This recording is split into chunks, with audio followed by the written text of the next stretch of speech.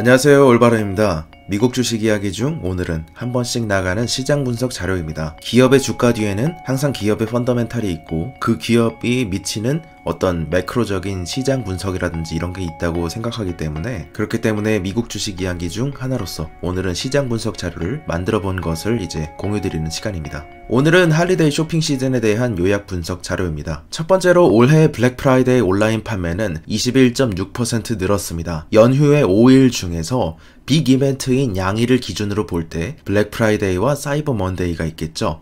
그렇게 봤을 때 블랙 프라이데이는 21.6%, 사이버 먼데이는 15.1%로 전년 대비 늘었습니다. 작년 성장률이 19.0%였음을 감안한다면 올해의 성장이 큰 것은 맞았지만 약간의 실망감이 있었던 연휴 시즌이었습니다. 왜냐하면 작년의 성장률에 비해서는 확실히 19대 22 정도로 높은 성과를 기록했으나 어도비의 예상치나 이커머스 쪽의 예상치인 39와 38에 비하면 훨씬 더 밑도른 성적을 보였기 때문입니다. 여기에 가장 큰 영향을 주는 것은 저도 그렇고 리서치 팀들도 그렇고 아마존 프라임데이 때문이라고 생각되고 있습니다. 예년 아마존 프라임데이는 항상 7월에 치러왔기 때문에 수요가 조금 스태킹 됐다가 그랬다가 이제 11월에 12월에 폭발하는 경향을 보였었는데요. 그런데 올해는 10월 달에 시행이 됐었기 때문에 그 이후부터 수요가 조금 얇게 퍼진 상황이 됐습니다.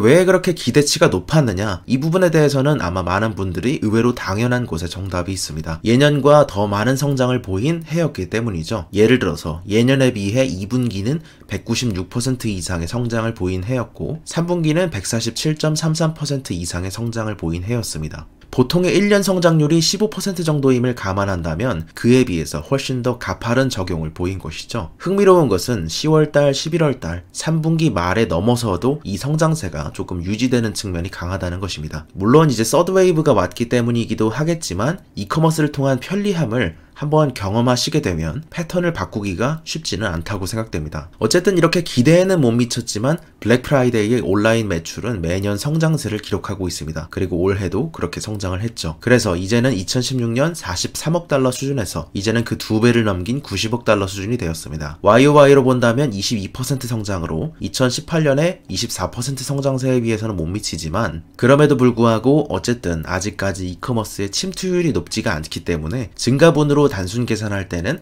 당연히 계속해서 커지고 있습니다. 전년보다 16억 달러 정도를 더 많이 썼던 블랙 프라이데이였습니다. 여기에 더해 어도비 애널리스틱스 팀과 디지털 커머스 리서치 팀도 같은 의견을 제시했습니다. 아마존이 평년보다 할인 시드를 미뤘고 그 때문에 많은 기업들이 올해의 할인을 조금 당겨서 시행했다는 것입니다. 어도비는 이에 대해서 10월의 프라임데이부터 대폭 할인 및 프로모션 시기를 상당히 당겨서 썼기 때문에 이미 소비자들이나 판매자들도 많은 이제 예산, 버젯을 사용한 후였다는 점, 또한 디지털 커머스의 리서치팀에 따르면 이커머스 탑 1000개 기업들 중 탑 50에 있는 소매업체 중 76%가 이미 블랙 프라이데이 4일 전인 11월 23일부터 할인을 제공하기 시작했다는 것입니다. 그래서 먼저 할인을 당겨서 시행했었고 12개 기업은 블랙 프라이데이부터 할인을 시작했으므로 약간 미리 할인 행사에 소비자 지갑을 먼저 털기 위해서 눈치 싸움을 했던 그런 여파라고 보인 시점이었습니다. 특히 올해는 스몰 비즈니스 세러데이의 영향이 컸습니다. 중소기업 제품군이 상당히 잘 팔렸다, 이것으로 보이는데 전년 대비해서 30.2% 늘었고 주로 여기에는 아마존의 영향이 크게 반영되었다고 생각됩니다. 왜냐하면 아마존이 올해 마켓플레이스, 서드파티죠.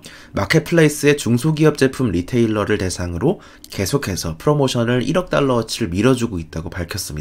이는 이제 혹시 모를 반독점법 이슈에 앞서서 빅테크 기업들이 계속해서 애플도 그랬고 구글도 그렇고 선제 대응하면서 워싱턴의 분위기를 맞추려고 하고 있는데요. 추수감사절의 온라인 쇼핑은 전년 대비 21.5% 증가했고 불프는 21.6, 스몰 비즈니스는 30.2, 그 다음 일요일은 23.7, 가장 큰 사이버 먼데이는 15.1%의 상승을 보였습니다. 이커머스 기업들도 물론 많지만 올해는 필수 소비재 분야가 상대적으로 조금 강세였던 시기였습니다. 어도비 팀이 준 자료에 따르면 오프라인의 리테일 산업에서도 클릭 앤 컬렉트를 사용하는 그런 소비자들이 전년 대비 52%나 늘었다고 하는데요. 이로써 굉장히 큰 상승세를 보였습니다. 클릭 앤 컬렉트는 우리나라에서는 이제 롯데가 스마트픽이라는 이름으로 많이 사용하고 있죠. 한마디로 이제 O4O라고도 하는데 온라인으로 주문하고 주변 점포에서 이제 픽업해가는 겁니다. 그래서 이런 주문의 이유로는 상점에서 직접 방문하여서 구매하기 힘든 지금 이제 서드 웨이브가 돌고 있기 때문에 그런 것이기 때문이기도 하고 제품이 도착할 때까지 기다리기가 조금 싫기 때문이기도 하고 그리고 배송비가 상당하기 때문에 이것을 지불하기에는 아까운 그런 상황이기 때문입니다. 또한 이제 세일즈포스 클라우드 팀이 준 자료에 따르면 이러한 옴니채널 서비스를 이용하는 소매업체들은 그렇지 않은 판매자들보다 매출이 올해 19% 정도나 더 높았습니다. 그래서 올해 정도의 수요는 아무래도 이런 클릭 앤 컬렉트를 갖춘 기업들이나 이커머스 기업들 이런 식으로 주로 이제 월마트나 타겟, 홈디포 같은데 그리고 이제 베스트바이 같은 필수 소비재를 파는 대형 기업들에게로 돌아간 상황이었습니다. 클릭 앤 컬렉트를 하는 것도 이제 소팅 인프라, 피킹 인프라 이런 최적화가 필요하고 이제 전담 팀들이 필요한 것이기 때문에 그것을 위해서는 아무래도 이런 옴니채널 서비스를 할 수 있는 큰 기업들이 혜택을 보게 된 상황이죠. 또한 전년 대비 블랙 프라이데이 쇼핑 시간은 올해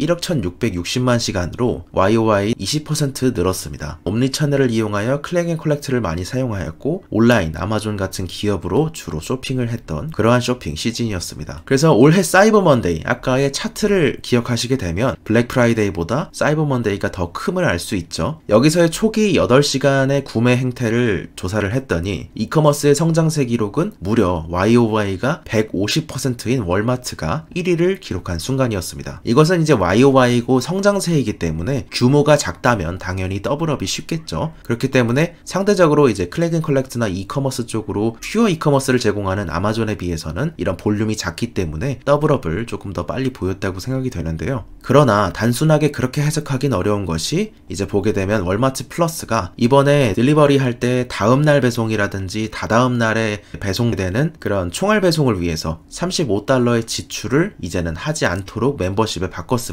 그래서 월마트 플러스의 멤버십을 없앰으로써 훨씬 더 아마존 프라임 멤버십에 비해서 경쟁적으로 나선 것이죠. 그리고 이런 리테일에 가까운 미래가 클릭 앤 컬렉트라고 꼽는 분들이 많습니다. 그래서 이제 월마트나 타겟이나 홈디포나 뭐 이베이나 아마존이나 에스이나 이런 쪽에 주식이 있으신 분들은 클릭 앤 컬렉트나 이제 퓨어 플레이 쪽으로 전체적으로 좀 알아보시는 게 필요하다고 생각이 들고요. 결국에는 이제 이것이 기존의 오프라인 점포망들을 살려서 한 번에 전환 비용이 높은 바로 퓨어플레이 이커머스로 넘어가지 못하기 때문에 중간 단계로서 예를 들어서 뭐 전기차로 나서기 전에 하이브리드를 겪는 것처럼 기존의 오프라인 점포 네트워크를 살리자는 것입니다. 그래서 고객들한테 접근성이 좋은 방식으로 이렇게 할 수 있는 것인데 우리나라 같은 경우는 굳이 사실 이거를 하지 않아도 굉장히 가깝고 총알 배송이 가능한 그러한 시장이죠. 이거는 이제 보피스라고도 합니다. 그렇지만 이것이 약간의 반반이라고 생각이 드는 점은 SKU가 한정적입니다. 왜냐면은 이제 클릭 앤 컬렉트라는 거는 결국에는 같은 물류망을 공유를 하고 있어야 가능한데 이것이 데이터 센터처럼 중간에 막 옮기는 것이 전체적으로 다 옮길 수 없기 때문에 한마디로 재고가 한계가 있기 때문에 아마존 같이 그냥 허브 앤 스포크로 나누는 것이 SKU가 상당히 많은 지역에서는 유리하겠죠. 소비자가 원하는 것이 굉장히 종류가 다양하고 종류를 다양하게 소비할 수 있는 분야에서 한 번에 소비하는 경향이 강하기 때문에 이러한 퓨어플레이 이커머스 쪽에서는 이제 SKU가 많은 것이 제 기준에는 조금 더 유리할 거라고 생각이 들고 있습니다. 마지막으로 아마존만 비교를 해서 본다면 올해 휴가철 지출 1달러당 42센트가 무려 아마존에게 향한 것으로 드러났습니다. 이는 이제 실로 엄청난 것이라고 생각이 드는데 소비의 왕국인 미국에서 물론 이제 PPP 기준으로는 2019년에 중국이 미국을 넘기긴 했는데 그럼에도 아직까지는 훨씬 더 산업이 크고 수준도 높기 때문에 그런 미국에서도 42%가 아마존을 통했다는 것이 조금 흥미로운 카피였습니다. 그래서 올해 연말 아마존은 연말 시즌에 중소기업이 더 많은 고객에게 팔 수 있도록 1억 달러의 프로모션 예산을 지원했습니다. 그 결과는 4가지로 요약되었는데요. 첫 번째는 아마존의 판매 중인 중소기업, 주로 이제 독립사업자에 속하는 분들이죠. 이런 분들은 블랙 프라이데이부터 사이버 먼데이까지 전 세계 매출의 48억 달러를 넘기게 되었습니다. 그래서 YOY로는 60% 굉장히 큰 성장세를 보인 것이죠. 그러면서 두 번째로는 전 세계에서 10만 달러 이상의 매출을 올린 중소기업 수가 7만 1000 1000개사가 넘었다는 점입니다. 세 번째는 미국의 중소기업들이 올해의 휴가철에 현재 분당 9,500개 이상의 제품을 판매하고 있다는 점. 그리고 마지막으로 전 세계에서 아마존에 판매하는 독립기업들이 220만 개의 일자리를 창출했다는 그러한 점으로 사실 이 부분은 계속해서 이제 워싱턴에 우리가 독점이 아니야. 이제 유럽 같은 데는 칼같이 쫙 나누는 걸 원하지만 여기는 이제 소비자에게 이익을 주는 집단이냐 아니냐도 상당히 중요하기 때문에 우리가 이제 워싱턴에게 계속해서 시그널을 주고 있는 그런 모습들을 계속 봤고요. 올해 연말연시 쇼핑이 가장 큰 시즌이었다고 꼽으면서 제가 이제 3가지 지표를 꼽아왔습니다. 이제 이 세 지표가 지금 헐리데이 시즌 쇼핑의 3가지 중요한 지표라고 꼽을 수 있을 것 같은데요. 첫 번째, 오프라인 매장 방문자가 무려 예년 대비 52%나 줄었다는 점입니다. 그리고 두 번째는 블랙 프라이데이 기준 온라인 매출 성장률은 전년 대비 21.9% 늘었다는 점. 그리고 세 번째는 전체 홀리데이 시즌 쇼핑액 중 아마존 비중이 작년에부터 1달러가 소비될 때마다 36센트씩 소비되는 것과는 달리 올해는 이제 42센트씩 무려 6%포인트 이상의 상승하는 것을 보여줬기 때문입니다. 오늘은 이렇게 미국 주식 시장과 리테일 산업과 이커머스 쪽을 이해하는데 필요한 분야에서 시장 분석한 자료를 개인적으로 만들어서 공유드립니다. 오늘도 좋은 하루 되시길 바랍니다. 감사합니다. 올바른이었습니다.